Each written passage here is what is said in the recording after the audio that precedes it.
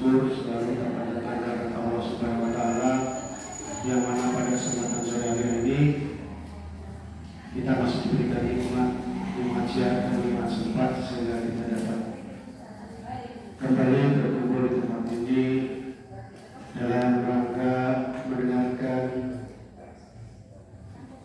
tausiah atau pelajaran-pelajaran bagi kita semua. Salawat serta salam dihaturkan kepada junjungan kita Rasul Nabi Muhammad. Moga-moga semua kerabat sahabat dan kita semua berikutnya mendapatkan syafaatnya di akhir zaman. Amin ya rabbal alamin. Pada sore hari ini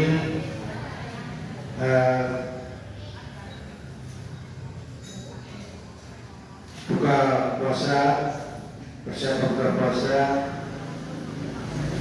akan diisi oleh Bapak Hakim dari Perumahan UMY Pancasar. Oleh karena itu, pada Bapak Hakim, waktu dan tempat kami persilakan sampai dengan azan hampir azan akan berkumandang. Kepada Bapak Hakim, mohon kami persilakan.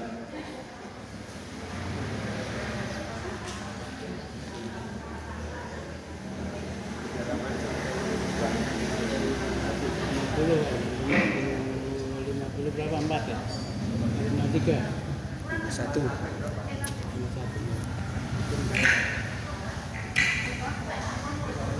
Assalamualaikum warahmatullahi wabarakatuh. Waalaikumsalam warahmatullahi wabarakatuh. Alhamdulillah.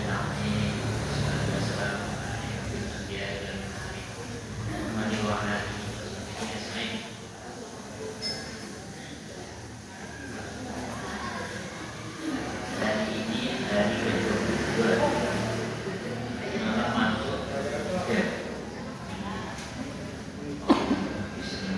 sepuluh hari terakhir.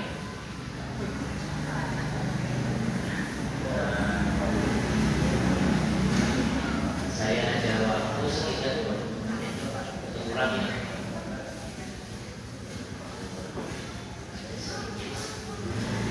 Aku untuk yang hari kelima. Saya mulai dengan satu cerita yang disampaikan oleh Ustaz Nadir. Ustaz Nadir ini dia adalah pernah sekolah di Australia. Di New South Wales. Dia cerita di dalam sekolah di sana.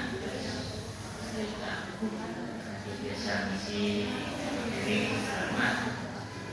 Ada seorang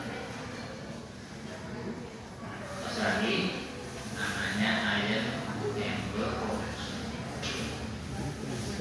Panggilannya Lubu Australia. Dia non-muslim, tapi dia menandai suatu ketika berbeda. Ya. Nah, suatu ketika dia tanya kepada muslim dari Indonesia, muslimah namanya Ibu Rina, dan suaminya orang Australia, tapi sudah namanya suaminya itu namanya Usman. Ya, dia cerita si Robo ini yang asli Australia tanya, kenapa Mr. Usman, yang anak Australia yang Islam, Anda punya berubah perilaku yang menjadi lebih tenang, tidak suka bermain perempuan, tidak suka minuman khamr atau yang biasa diminum oleh orang-orang barat. Si Ustaz Usman ini cerita, istrinya orang Indonesia tapi sudah tinggal sana punya anak satu. Dia bilang, karena saya masuk Islam. Oh, saudara satu sama lain. Nah, dia pengurus NU cabang Australia. Dan dia cerita dia punya di Facebooknya yang mengadakan peringatan Maulid Nabi. Peringatan Maulid Nabi-nya tidak di masjid, tapi di rumahnya di Australia. Terus salah satu acara Ustaz materi ini masih materinya dalam bahasa Indonesia. Jadi si Strobo ini nggak paham bahasa Indonesia, dia nggak paham. Dan setelah selesai dia tanya, apa yang tadi Anda sampaikan? Saya pernah mengajar di rumah saya tentang Nabi Muhammad, Nabi kami. Nah, terus dia tanya lagi,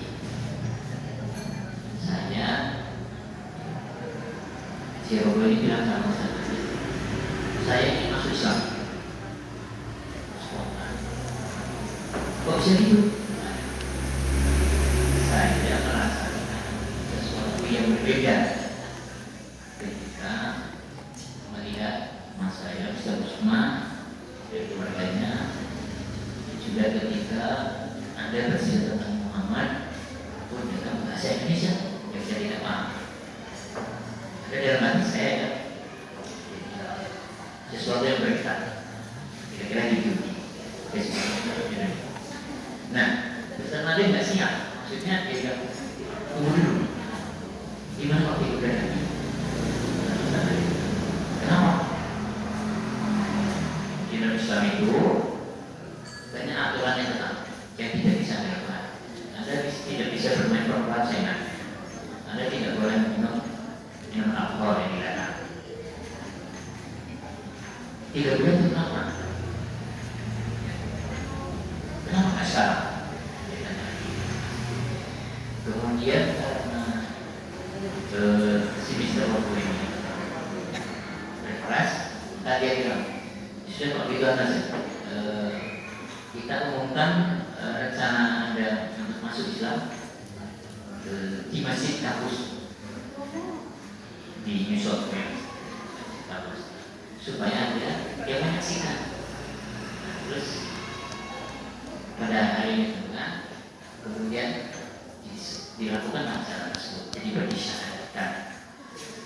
Singkat cerita, Mr. Robo ini masuk Islam karena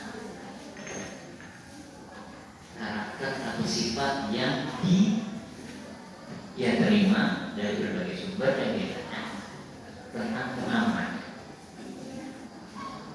Kemudian sama selesai acara itu. Kemudian berikutnya singkat cerita, Robo ini diminta untuk belajar lebih banyak bangsa dan ibadah kepada Mr. Usman. Tapi kemudian setelah itu disampaikan, kemudian sekitar tahun 2005 atau 2000, itu kejadiannya tahun 2000. Kemudian tahun 2005 atau 2006, Mr. Robo ini wafat karena dia punya sakit kanker. Memang usianya sudah cukup.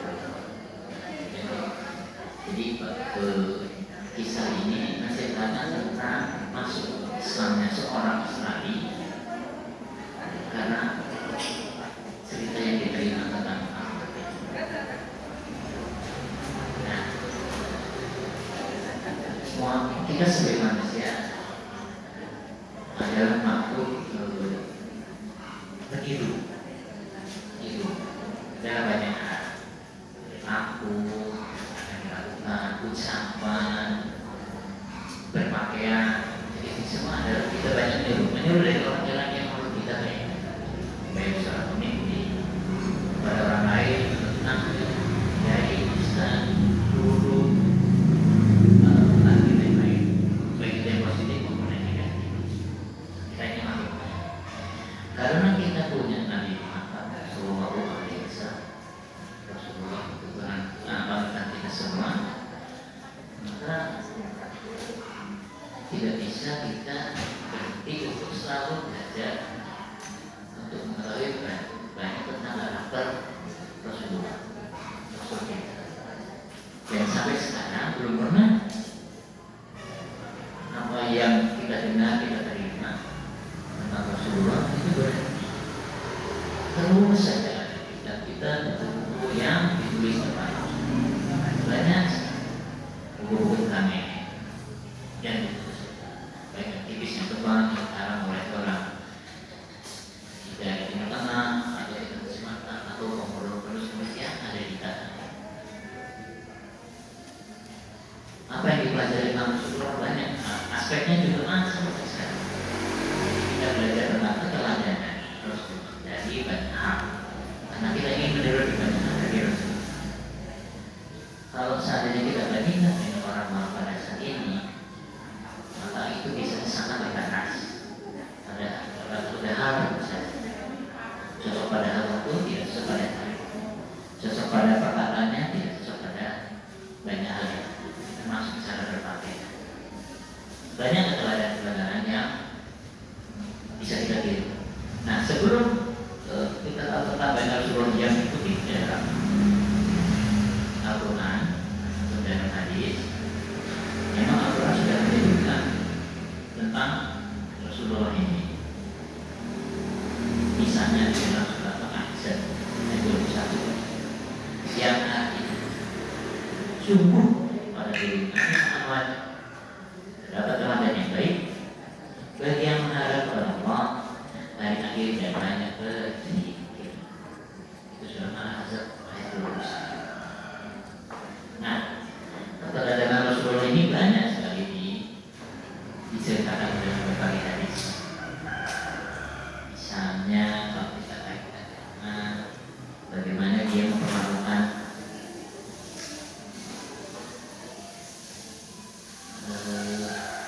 seseorang agar mau bekerja, mau aktif, bukan jadi pengemis, bukan jadi pemina-mina. Supaya menarik saya ceritakan kisahnya seperti ini. Anas bin Malik bercerita, Nabi Muhammad pernah meminta seseorang duafa Ansor untuk menjadi bekerja dan berkarya untuk dirinya, yaitu sehelai kain tebal yang digunakan sebagai alas selimut dan alas tidur serta sebuah mangkuk besar yang digunakan untuk kedua-duanya itu dilakukan oleh Nabi Muhammad. Hasilnya sejumlah 2 dirham terjual, 10 diberikan padanya, separuh lagi diberikan apa untuk mencari kayu bakar, dan itu diberikan kepada dua pak Ansor ini agar dia mau bekerja dengan apa guna apa bermacam-macam. Dalam kisah ini disebutkan untuk mencari kayu bakar. Mereka tadi untuk dijual. 2 pekan kemudian, 2 pak Ansor ini datang ke Rasulullah dan berkata, aku telah memiliki 10 dirham dari hasil jual kayu bakar. Kemudian Rasulullah bersabda, pekerjaanmu itu lebih baik daripada kamu menjadi pengemis. Nah, ini hadis dari Abu Daud yang diserahkan oleh Anas bin Malik. Nah, di sini soal kita diceritakan. Nah, ini adalah salah satu teladan dari Rasulullah. Kalau kita perhatikan, nggak mungkin ya kisah-kisah nabi-nabi besar lebih besar manapun, di mana dia ditunjuk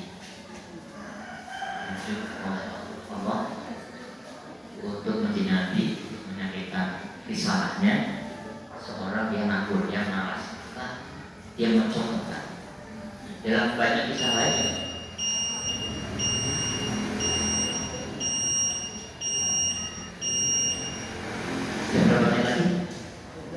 Besok. Mulai. Oke. Jadi itu salah satu teladan yang disampaikan oleh Rasulullah bahwa kita tidak boleh menjadi penganggur dan pengemis. Diceritakan oleh Rasulullah sendiri. Banyaklah kisah-kisah yang lain yang sifatnya itu bukan hanya melulu tentang akhlak, tapi juga tentang bekerja. Dan kita tidak pernah menemukan Rasulullah itu adalah orang yang malas. Apalagi kita tahu ada cerita dari berbagai ustaz, kisah-kisah dari buku-buku. Selain menyampaikan dakwah, Rasulullah juga bekerja. Kita tidak pernah keluar menjadi komunis. Dalam kisah-kisah memang kelihatan Rasulullah seperti miskin, tidak berkekurangan, tapi sesungguhnya Rasulullah adalah orang yang kaya karena dia bekerja, dia punya penghasilan. Kalau dia menjadi seorang ASN, menjadi pegawai negeri sih, dia negeri atau profesional yang bekerja di perusahaan, mungkin dia bekerja bisa melaksanakan tugas. Itu salah satu perhatian. Sementara itu saja dari saya. Mudah-mudahan ini bermanfaat. Sampai bertemu dengan doa orang. Subhanallah wa bihamdihi.